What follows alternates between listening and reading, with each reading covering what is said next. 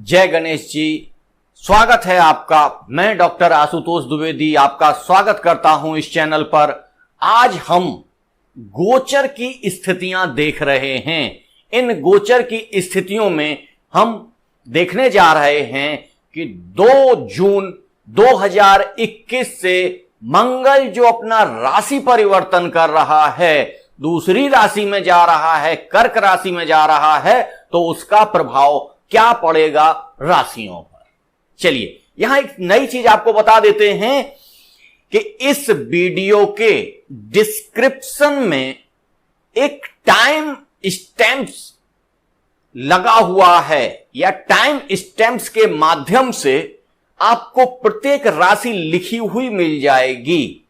इस राशि पर लोग कहते हैं कि सर बहुत लंबा वीडियो हो जाता है, मेरे पास उतना टाइम नहीं है, ये समस्याएं आ रही हैं। तो इन समस्याओं के निजात के लिए कि जैसे आज हम मंगल का जो राशि परिवर्तन है, उस राशि परिवर्तन से मेष राशि, वृषभ राशि और मिथुन राशि वालों पर क्या प्रभाव पड़ेगा, इसका डिस्कशन करेंगे। पूरा डिस्कस होगा ये, और इसमें आपको सारी चीजें बताई जाएंगी। लेकिन यदि आपकी राशि वृषभ है, आपको मेष का नहीं देखना है, तो इस टाइम स्टैम्प में जाके तीनों राशियां लिखी रहेंगी।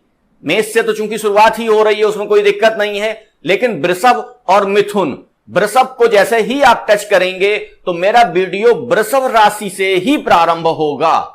और यदि आपको मिथुन राशि का देखना है केवल, तो उसको जब आप टाइम स्टैम्प में मिथुन राशि को टच करेंगे तब वो मिथुन राशि से ही प्रारंभ होगा। ऐसा नहीं है कि आपको सारा वीडियो देखना हो, सारा वीडियो आपको नहीं देखना है। ठीक है, ये नया फीचर है और इसको हम आपके लिए लेकर आए हैं। ठीक है, चलिए अब हम लोग चलते हैं अपने मंगल के राशि परिवर्तन पर कि मंगल कैसे अपनी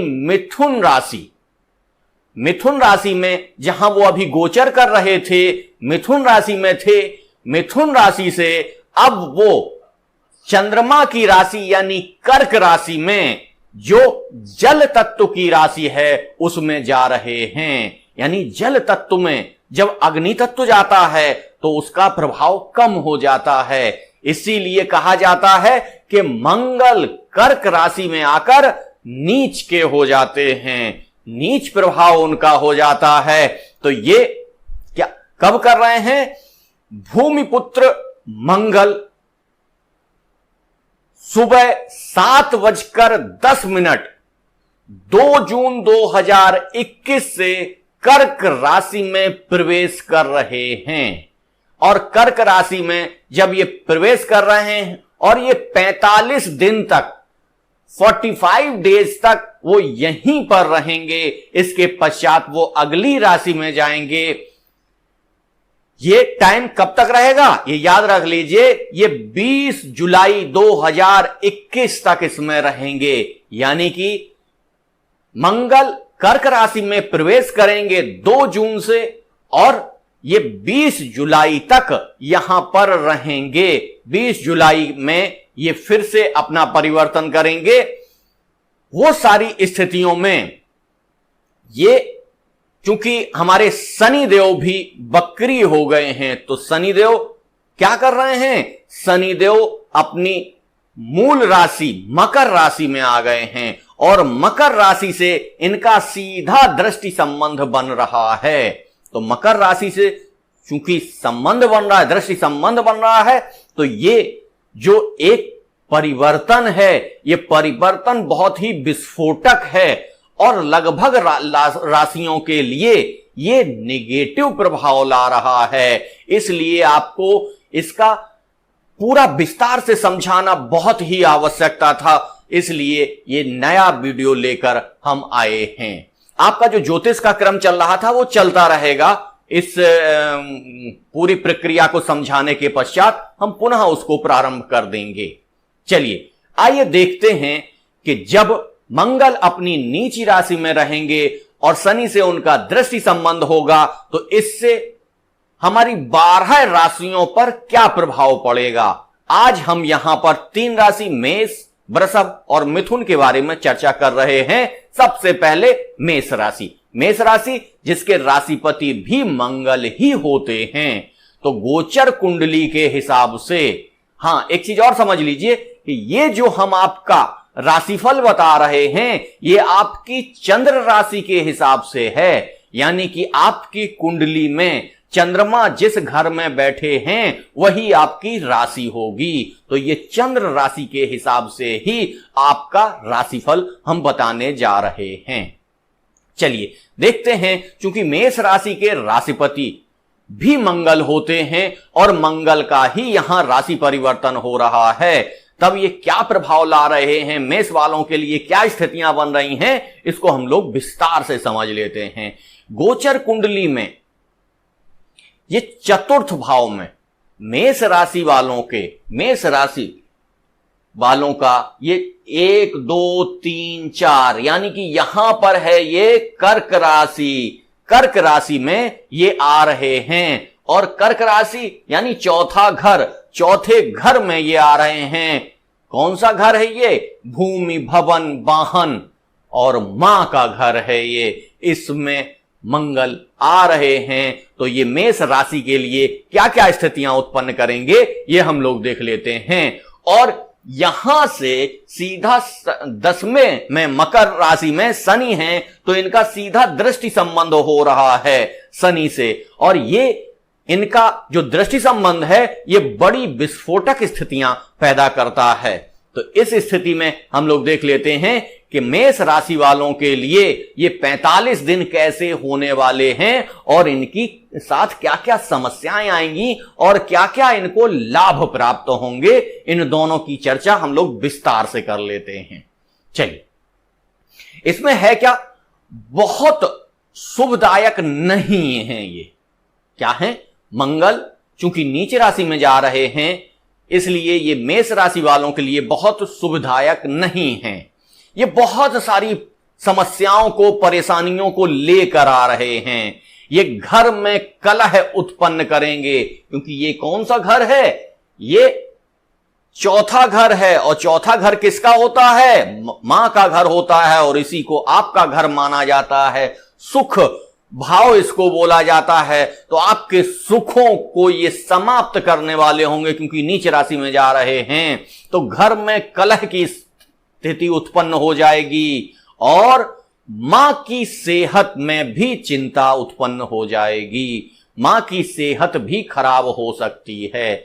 जातक जो मेष राशि के हैं, यदि उनकी मां है तो उनकी सेहत खराब हो सकती है।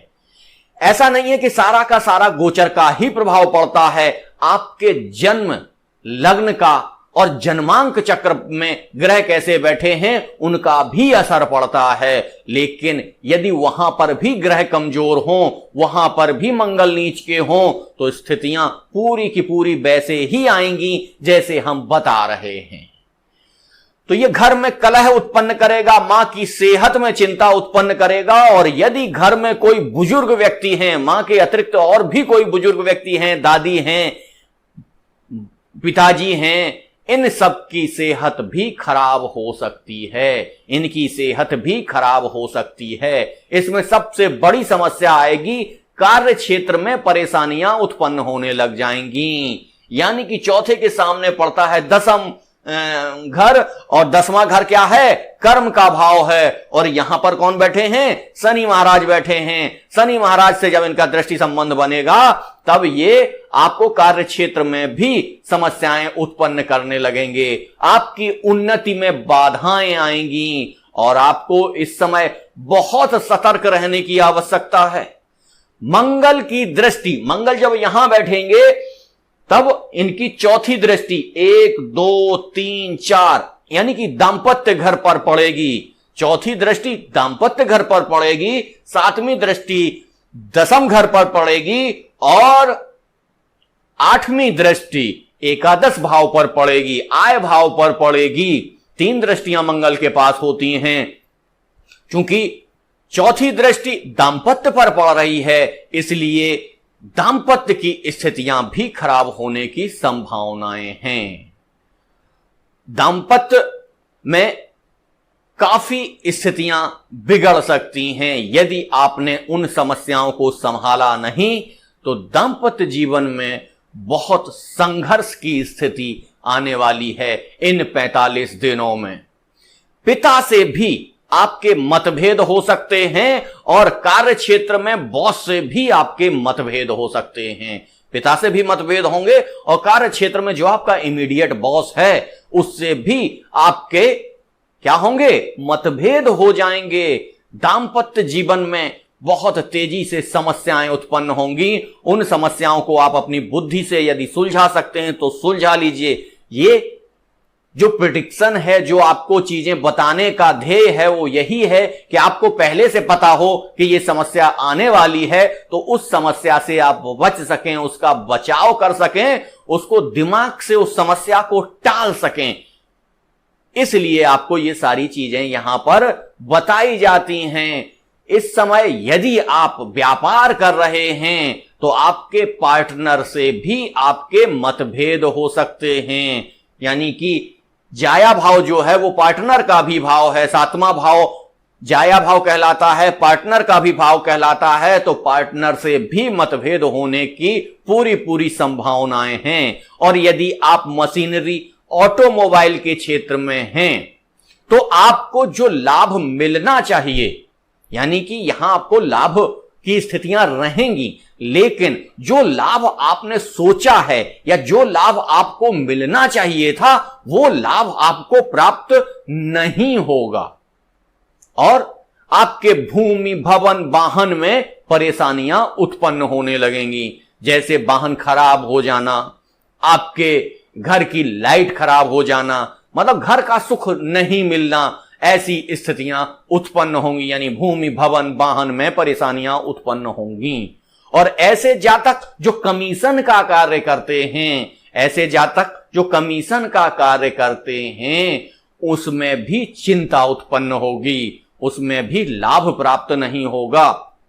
और यदि आप जमीन बेचने और खरीदने का काम करते हैं, इसमें भी समस्याएं आ जाएंगी। और इन समस्याओं को, जैसे आपने सौदा किया, यदि आपको लाभ हो रहा है, सौदा रद्द हो जाएगा, आपको आधा पैसा मिला, पूरा पैसा नहीं मिलेगा, समस्याएं लगातार बनी रहेंगी।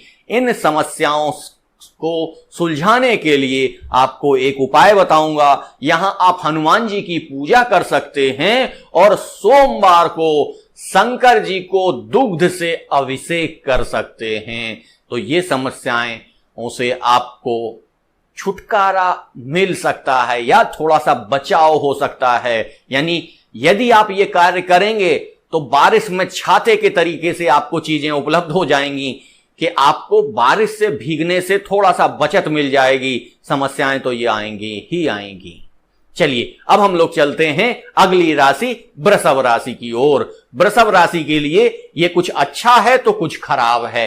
कैसे अच्छा है कैसे खराब है इसको हम लोग समझ लेते हैं। वृषभ राशि यानी 2 नंबर जब लग्न यहां पे आएगा तब 3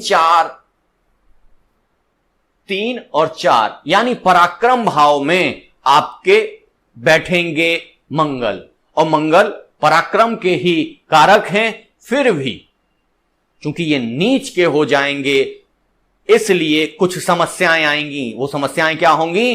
रिश्तों में कठिनाइयां उत्पन्न होंगी। आपको के झगड़े आपके पड़ोसी से हो सकते हैं।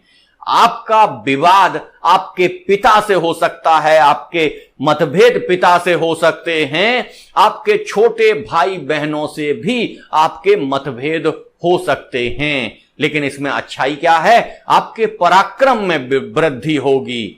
और क्या है?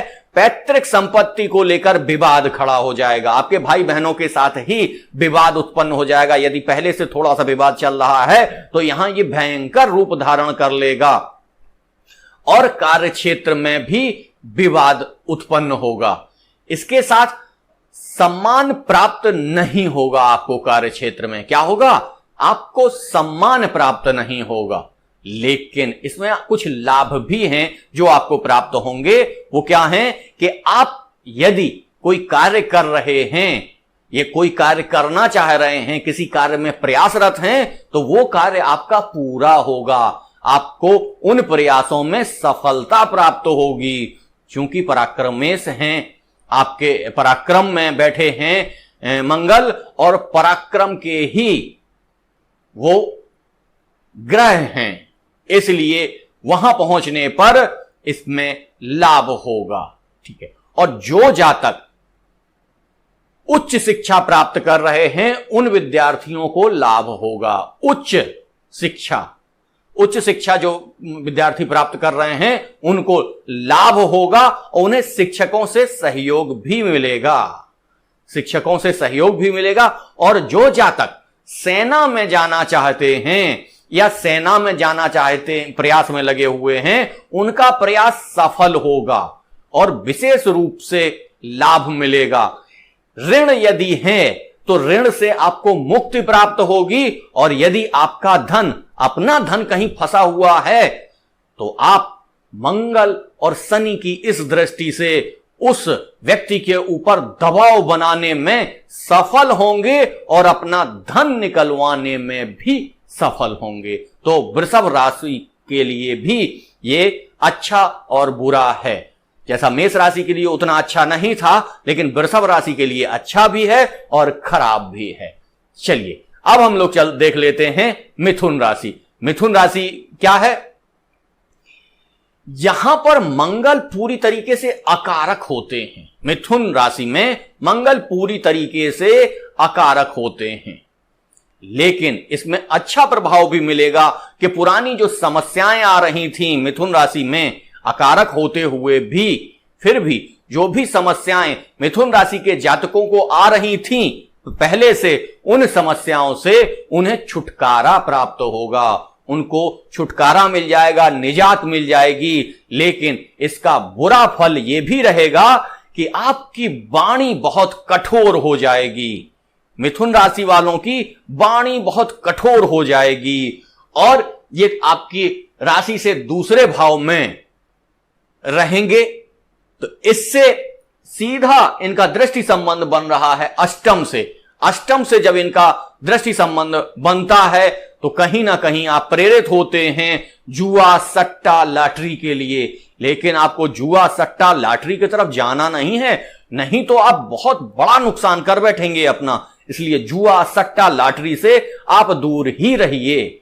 और यदि आप कहीं पर किसी फैक्ट्री में या कहीं ऑफिस में उच्च पदस्थ हैं, तो आपको क्या करना है? अपने जो अधीनस्थ कर्मचारी है उनसे बड़ी शालीनता के साथ व्यवहार करना है। यदि आप उनसे शालीनता के साथ व्यवहार नहीं करेंगे तो वो सब मिलके कुछ ऐसा कार्य करेंगे जिसमें कि आपकी प्रतिष्ठा में ठेस पहुंचे, आपका बनता हुआ काम बिगड़ जाए। इसलिए अपने अधीनस्थों से बहुत शालीनता से बात करें, बहुत शालीनता से व्यवहार करें, क्योंकि वाणी में कटुता आएगी। लेकिन चूंकि आप बुद्धि आपके अंदर है तो आप उस बुद्धि से इसको कंट्रोल कर सकते हैं। इसमें आपको बहुत सारे रोग भी उत्पन्न हो सकते हैं, क्योंकि यहां आयु के कारक से इसका दृष्टि संबंध हो रहा है। यहां पर बैठे होंगे शनि, और शनि से दृष्टि संबंध बन रहा है। तो ऐसे जातक जो मिथुन राशि के हैं उनकी आंखों में जलन हो सकती है, पेट में जलन हो सकती है, इनको चोट चपेट दुर्घटना उत्पन्न हो सकती है। तो वो अपनी चोट चपेट और दुर्घटना को बचाने का प्रयास करें, ज्यादा से ज्यादा घर में रहें। यदि घर से जितना बाहर जाएंगे उतना आप समस्याओं को अपने लिए आमंत्रित करेंगे। और हां, यहां यदि आपका कोई ऐसी चीज है कि पहले से ऑपरेशन ड्यू है तो आपका ऑपरेशन हो सकता है, लेकिन मैं आपसे यही कहूंगा कि यहां ऑपरेशन को आप टालने का प्रयास करिएगा। इस 45 दिन में ऑपरेशन मत कराइएगा। कैसे भी आप योगा या आयुर्वेदिक दवाएं लेकर कैसे भी उस समस्या को टालने का प्रयास करिएगा। ठीक है। यदि चूंकि इनका प्रभाव क्या पड़ रहा है, यहां से इनकी चौथी दृष्टि 1 2 3 4 आपके संतान भाव पर आ रही है। संतान भाव पर आने के कारण आपकी संतान से अनबन हो सकती है, और जब संतान से आपकी अनबन होगी तो आप संतान को ज्यादा टाइम नहीं देंगे तो इससे संतान के भटकने की पूरी संभावनाएं हैं। इसलिए अपनी संतान के प्रति ध्यान रखिए, उसको टाइम दीजिए और उससे विवाद को बढ़ाइए मत। हां, एक चीज और, आपके इस समय आपकी ढैया भी चल रही है, और यदि आपके यहां कोई ऐसा बच्चा जो 20-21 साल का है और उसकी मिथुन राशि है, तो ऐसे बच्चे को वाहन बिल्कुल मत दीजिए, क्योंकि इस समय चोट चपेट दुर्घटना के बहुत बड़े योग बने हुए हैं। इस समय हनुमान जी की आराधना करिए। हनुमान जी की आराधना से आपको इन सारे जो कष्ट हैं उनमें से निजात मिलेगी। आज केवल हम ये 3 ही राशियों की चर्चा करेंगे। कल अगली 3 राशियों की चर्चा करेंगे कि मंगल के राशि परिवर्तन से अन्य 3 राशियों पर क्या प्रभाव पड़ेंगे, यानी कर्क, सिंह और कन्या राशि वालों को क्या प्रभाव पड़ेंगे, इसकी चर्चा हम कल करेंगे। आज का टॉपिक यहीं तक। धन्यवाद।